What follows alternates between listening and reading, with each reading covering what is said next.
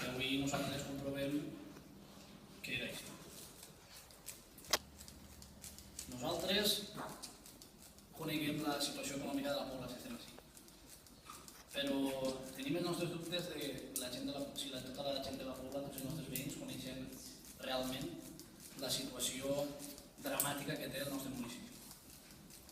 Per això proposarem en el seu dia una assemblea local on l'equip de govern explicarà a la població, en la Casa de la Cultura.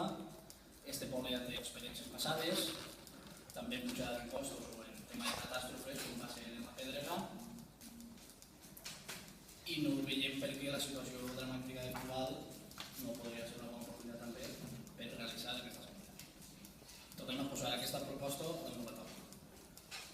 Pensem que el primer que sabrem el que fer abans de pujar els impostos és incidir al màxim en que la gent sàpiga la situació que té l'Ajuntament. El segon tema que volem plantejar és que no estem així de casualitat, no hem arribat a aquesta situació de casualitat. Com hem arribat fins així? Hem arribat fins així per un anterior equip de govern que té responsabilitats sobre la situació actual. Què ens diuen els veïns? Que paguen els responsables. Que perquè ells tenen que pagar la mala gestió del govern anterior. Cosa que nosaltres compartim. Per tant, també pensem que abans d'exigir impostos als veïns, caldria públicament, mostrar públicament, sabem que s'està treballant en aquesta línia, però mostrar primer públicament que se van exigir responsabilitats. Nosaltres sentim vergonya, així de clar ho manifestem, sentim vergonya de vindre avui així a un ple que l'únic objectiu del ple destinat és a la pujada de taxes. Per a dir-li als nostres veïns que tenen que pagar més impostos, moltes taxes com ara podem ser el poble o dels pobles més cars de la comarca.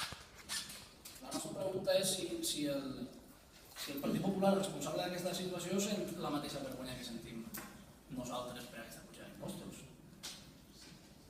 Perquè, si és, també ens agradaria instar al Partit Popular de la Pobla que demanin perdó a les víctimes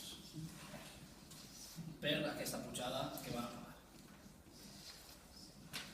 L'equip de govern ens ha demanat que fem un exercici de responsabilitat avui, ja que saben que no estem a favor d'aquestes pujades, i l'anem a acceptar. Anem a fer una abstenció. No vaig dir tècnica, ja queda l'autoritzat, però també, com ja ha fet el company d'Esquerra Unida, anunciar de certa manera que va ser molt complicat que el nostre grup ho ha complit aquest pla d'ajust que ja votarem que no, de seguir pujant l'impost de l'IVA l'any que ve i el pròxim any i l'altre.